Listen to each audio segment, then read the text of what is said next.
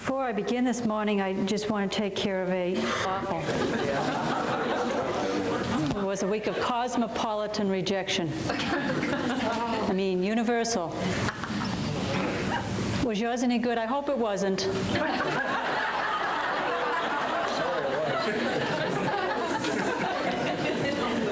I sure wouldn't want yours to be any good if mine was bad, you see? You believe me. You believe me. And the worst thing about it all is that my lesson title, which I figured out September 30th, is The Abundant Feeling. So this is going to be very difficult. I'd like to give you an image this morning for the abundant feeling as I look at the holes in my hose. Holy hose, they call them. And the image is one that's been coming through me since the middle of this summer. And it is one of what I believe the abundant feeling is. And it is to imagine a large bowl of water, relatively deep, and placing in it a rubber ball where the dynamics of physics would be such that when you put that ball down into the water, that once, even though you push the ball down and submerge it, that once you take your hand off that rubber ball, that something internal within it is so powerful that it refuses to stay inundated and it pops back to the top. Feel that? See that? That is the abundant feeling. And the amazing thing about that image is that the abundant feeling, when captured within the human being, is such that regardless of the pressures that are put upon that rubber ball, regardless of the life situations that are sewed over it or covered over it, its internal resiliency allows it to continually rise to the top. And I think that the reason that happens is because whoever is within the system that causes it continually rise to the top is tapped into a secret, an important secret, which is that it understands God is the motivating, creating, driving force of the universe. Is it cool enough in here? That's the best. That's the best because it feels, what? As cool as it feels. Okay. This week I had the distinct pleasure of having lunch with 3 women who are the victims, I guess you would call them, of multiple sclerosis. All 3 of them ride around these little scooter carts that give them quite a bit of mobility. One of them comes to our center quite consistently and is here this morning. And as I sat with them at the table, I realized that a lot of me, while sitting with them, tends to feel compassion for their life situation. You know, there's kind of a brutal vulnerability about life that you never know when you'll be the one who will be struck. Isn't that the truth? And here we are. You know, nothing takes care of that one. And as we talked, what I realized was that these women have within them an abundant feeling. They have that resilient attitude, and the resilient attitude isn't connected to whether they get healed or not. A lot of faithful people have a resilient attitude when their faith, their religion, is working, when their good is coming in. And their resilient attitude gets terribly weak when things aren't going quite right, because somehow they think then God isn't functioning in their universe. And what they've decided is that they know when God's operating and when God isn't. These women in these little carts have that resilient attitude because they haven't had to prove anything to anybody about their godliness. Their godliness is truly an internal thing, and it wells from within. And the amazing thing is that when I was with them, I found that it radiated to me, and it inspired me, and it lifted me, and it gave me another sense about life. You understand that, don't you? You know, I have a little dog, Cindy, whom I bring to church with me and share her stories with you. She's now 12 years old. And she first showed me about the resilient attitude or the abundant feeling probably 10 years ago when I first started knowing her. And she can't do what she did then. But that attitude is still surpassingly wonderful inside of her these days. And I've told you a little bit about the story because you know that we have a fish pond out in the backyard now. And Cindy has this phenomenal sense about her hunger for life, her zest for life, her abundant feeling toward life that proves itself whether she gets what she's looking for or not. It's totally unquenchable. It first started when she was 2 years old and chased birds. And I noticed then that no matter how many birds she chased, she never caught one, but she's never stopped chasing birds. And now her issue in life is fish. And so constantly she's out at the fish pond. I mean, at 3 o'clock in the morning, she comes to me and says, I want to go to the fish pond. Of course, like a fool, I open the door and let her out to the fish pond. Why? Because she has an abundant feeling. She's never caught a fish. She'll never catch a fish. She always comes in with wet feet and water off of her nose as if she really meant it. But it doesn't affect her spirit. She's connected in. This week, we've all noticed the presence of Princess Diana and Prince Charles here. And I happened to see them in an interview. And in the interview, the two of them talked about what their life is really like as royalty. And what they say their life is really like is it's loaded with criticism. All they hear is what they're doing wrong. The clothes aren't quite right. Their words aren't quite right. Charles is being picked on now because he wants to be a vegetarian. But you know what's wonderfully wonderful about those folks is they have an abundant feeling. And I think I know why. Did you notice that they went to church while they were here? They must understand that they have to connect in. They have to keep connecting in. When you realize that President Reagan and Gorbachev are over there in Switzerland this week and that they're about to carry on an important engagement, do you realize the kind of abundant feeling those two men must have to have, whether we like them or not, in order to put themselves out there in the public eye, open themselves up to criticism, be told they're not going to make it, they're not going to accomplish it. So what allows them to keep going on? They must have an abundant feeling. And that abundant feeling must be because they're connected in somewhere, whether you like the God they're connected into or not. I think we're always looking to other people to get a feeling for this abundant feeling, and that we really need to take a look at how do people have the capacity to continue to evidence it. Are they fools? Is Cindy a stupid fool to live that way about life? Well, I don't happen to believe she is. Was Jesus a fool? Because he had the abundant feeling. I'd like to share with you 3 accounts from the book of Matthew of experiences where Jesus shows this abundant feeling and how he was able to continue to express it. The first story comes from an account of a centurion's servant being healed. And I won't read you the whole account, but the story is that a centurion came to Jesus while he was on the road somewhere in Israel. And as he was on this road, the centurion came up to him and said, I have a servant who's very ill. And Jesus said, well, if you bring him to me, I will heal him.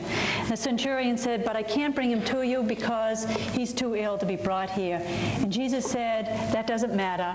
Know you right this minute that your servant is healed. And indeed, when the centurion went home, the servant was healed.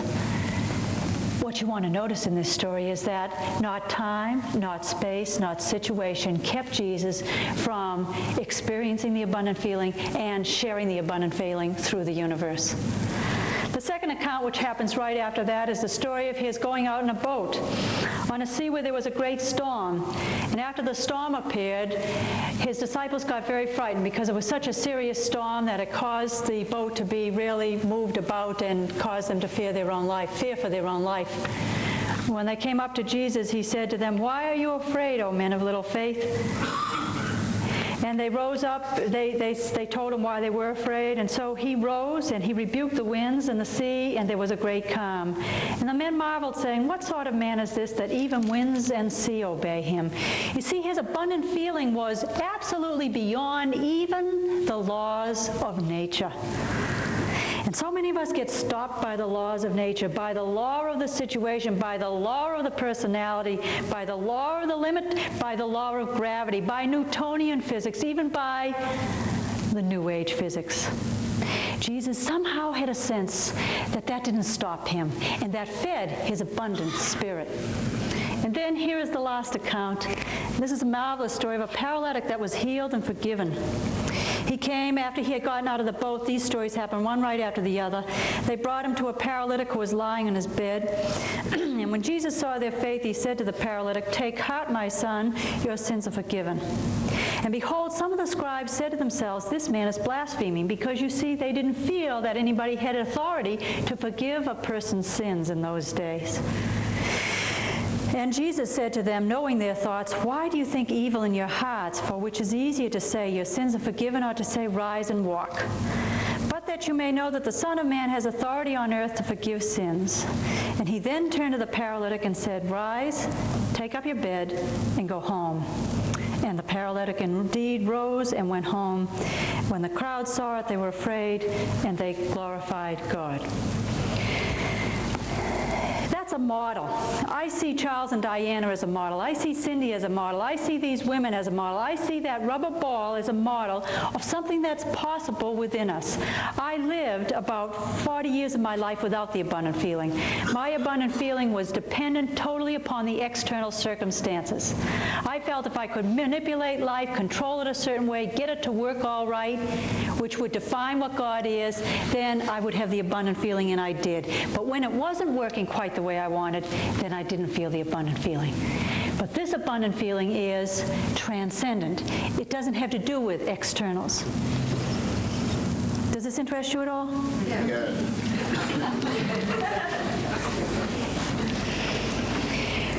You know, every so often in my ministry, I have to take a leap because I, too, get a little bit bored with what I'm saying. Do you ever get bored with what I'm saying?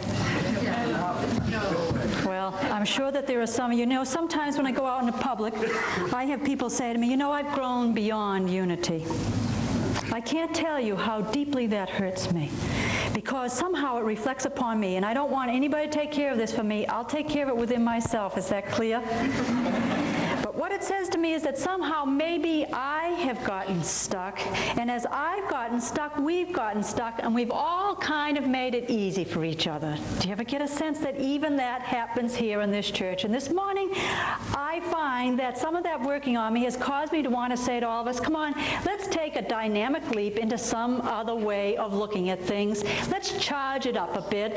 Let's do a number upon ourselves and see if we can take another look that will deeply affect our lives again. I'd like to do that.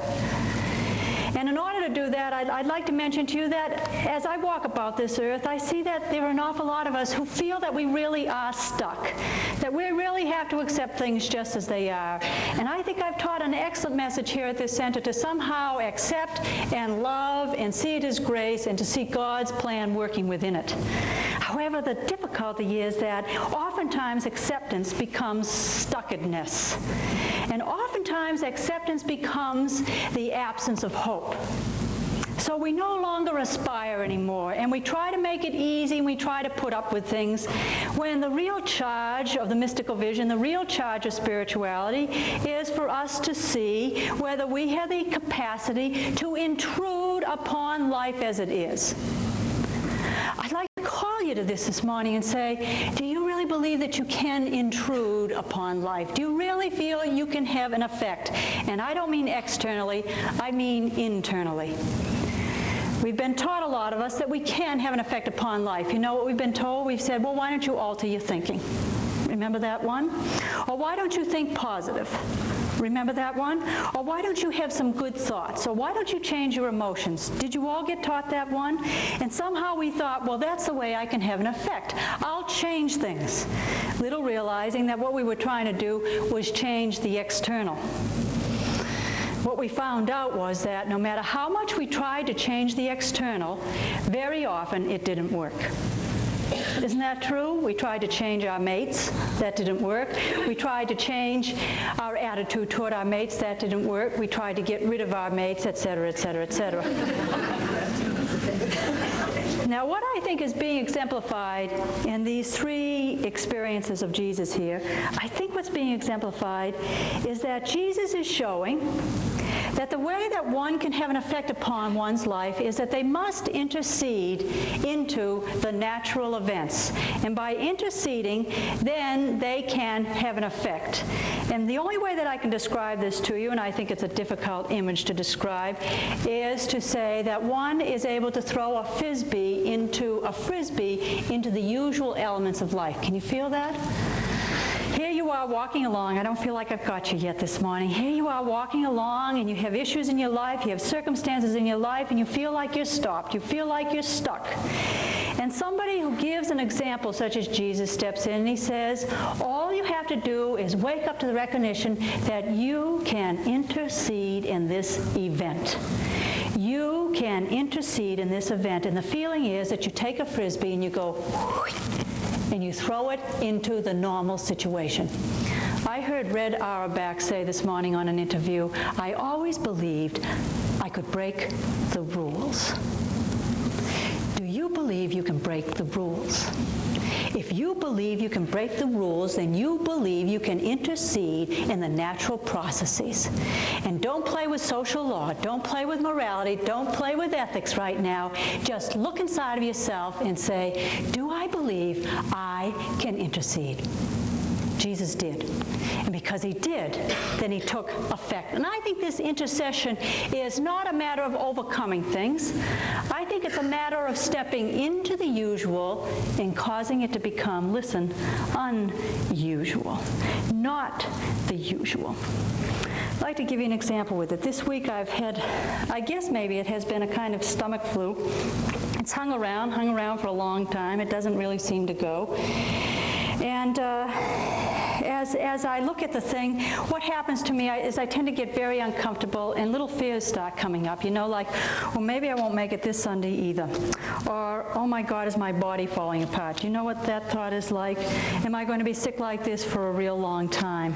God, this is uncomfortable, and I find that it affects my thoughts. And yet, there is something inside me at those moments that says to me, Carol, you can intercede. And you know what I do? I drop inside, and as I drop inside, the belief begins to work.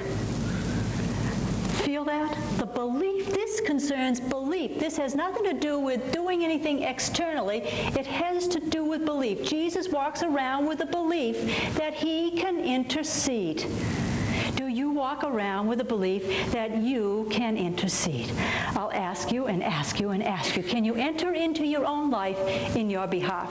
Yes. Now, another part of this has to do with the recognition that you have to participate. I had an interesting call last evening from a fellow minister, a person who's very important to me and her success. She lives in some other part of the country where she has a full-time ministry. She called to say, you know, I've just discovered that I'm an alcoholic, and I'm now going to AA. And I found that hard to believe. And then she said something even more special to me. She said, Carol, all my life in Unity, I believed that I could just hang around and that someday God would just suddenly get me ready for whatever it was that I was going to get ready for, and that I would get better. And she said, my becoming involved in AA is saying to me, I must become involved. I have to do something about it. I'd like to read to you from a quote by Chairman Mao Zedong. If you want to know the taste of a pear, you must bite into the pear, and you change the pear forever. You make it a part of yourself, and the pear is never the same. If you want to change the universe, you must alter the molecules, atoms, and the universe will never be the same. This is a participatory universe. I want you to know I get awfully, awfully tired of listening to people who hope that they don't have to become involved. They don't have to become involved in their spirituality. They don't have to do any meditation. They don't have to do any work with their internal temple. They just hang around and somehow God will find them. Well, I'll tell you, I think if you look at that ball, you know that if that ball gets covered over with too much stuff, with too much stress, with too much overlay, there is the possibility that it's going to stay so weighted down that abundant feeling won't allow it to arise again. Take a look at it. And what's required? Participate. Get involved. Get involved with yourself. If you get involved with yourself, then you can intercede. And then what's amazing about this is that when you see those kinds of results, then you become an inspiration to so many other people, just as those women who have multiple sclerosis were an inspiration to me. People begin to see, boy, there's a person who has a living faith, not in something, but just the living faith. The second thing that I see in these miracles of Jesus is that he knew he had an answer. Do you walk around feeling as if you have an answer? Do you, when faced with the difficulties of life, really somewhere inside of you say, God, I can discover an answer inside of me? Do you folks realize that the atom bomb was an answer? Do you realize that penicillin was an answer? Do you realize that those same answers trucking around for all these people out there can become an answer deep within inside yourself, that you can find them? Recently, I've noticed within myself that probably the real nature of God for me is not something that I reach to out there, but something that I reach to way inside here. That what God really is me connecting into subterranean layers of information and creativity that will give me the answers that are available. It's kind of like an iceberg, folks. Most of us are living our lives at the surface of the iceberg. Most of us, when we're caught in a problem, hang around with that problem, and as we're hanging around with that problem, we get all involved in it. Don't you know what that's like? So you keep hearing the thoughts. The thoughts go around and around and around, and we stay with those thoughts. And we say, well, I'm working out my problem, because what we're really doing is thinking and thinking and thinking about it. When the real demand, if you want to find an answer within, is that you must dive deeper. What is it Paul Tillich says? God is ever increasing depth. Get into the underneath part of the iceberg, not into the deeper issues that produce the problems, but into the greater answers that lie beneath the surface. So as you dive deeper, what you have to do, though, is become an ascetic to those parts of yourself that have become commonplace, the usual, the tawdry, the stuff that everybody else is thinking. Isn't that what happens in organizations and family? Everybody's sharing the same old things. They're all saying, well, this is the problem, and this is the problem, and this is what so-and-so does, and this is what so-and-so else does. When the demand is, you have to find a way to stop letting yourself run around in that cavity, and once you do, then you naturally deepen. Does that make sense to you? Are you here this morning? Yeah. This is making sense? I'll show you the last one, then you can go home. I just want you to observe.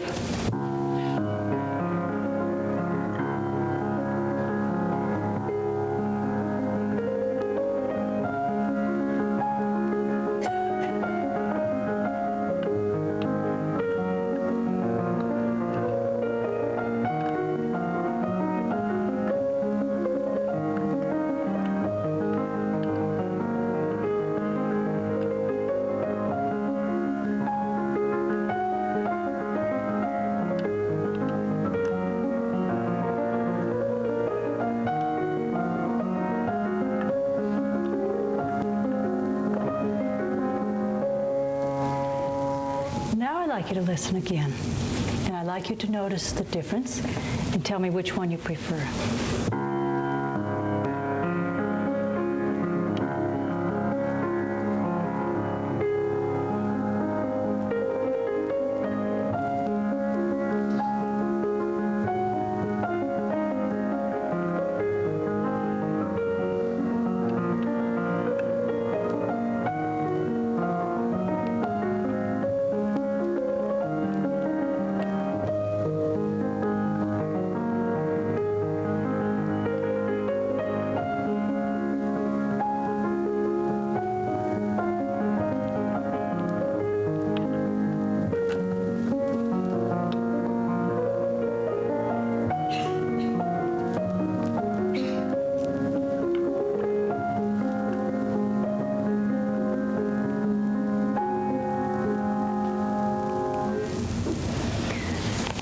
Which did you prefer? Do you know what was occurring? Involvement, thank you for that. In other words, I'm participating. But something even more profound is taking place. And I didn't learn until 2 weeks ago in a class when I did something like this for a group of people. And I suddenly realized that the element that's present between the first and the second is the thing that we don't want to hear about at all in the spiritual life, and that's called resistance. If you play an excellent piano, then what's required is that those keys have greater resistance to the finger than an easy-to-play piano. I want you to just watch this again. When I play a note and it has more effect, I actually put tension into my body. There's a holding back.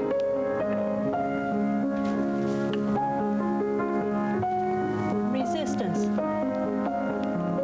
And power, captivation. Feel it? You can see it in my body. I'll finish it. Resistance, resistance.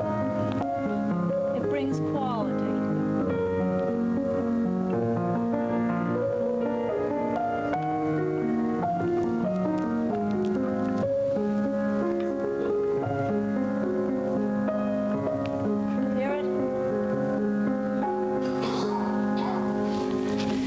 Most of us want a life of ease, don't we? What we really want is for our relationships to be easy. And the tough thing about it all is that the only time a relationship is easy is in the first 3 months.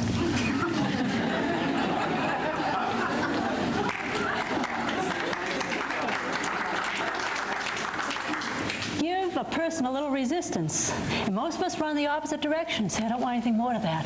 When the truth about life is that with resistance comes the only potential for you to have quality, richness, depth, and power. I think we on this West Coast need to do a little maturing.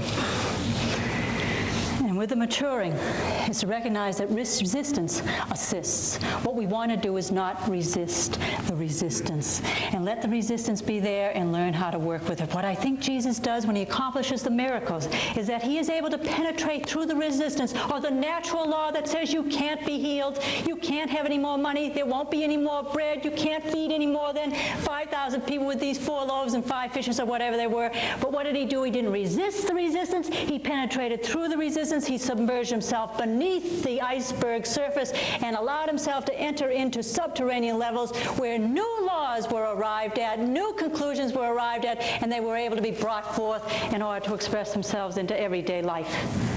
And that's available there for you. You know what I'm fascinated with in this building program? People can't believe this, but on the phone-a-thon, I was tickled to death with the people who said, you know, I'm not really interested in unity. I don't want to be on your mailing list anymore. Why don't you go get lost? You know what it did? It made people say, I want it or I don't want it. I'm with you or I'm against you. The resistance empowered me.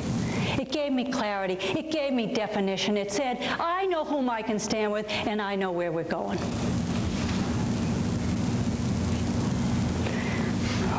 When you see a rubber ball placed into a pile of water, and you see it submerged and held down, little do you realize that in the law of what's operating there is some very clearly defined new spiritual levels for us to tap into. They may be old, but somehow I see them as new reminders for us as a community here this morning.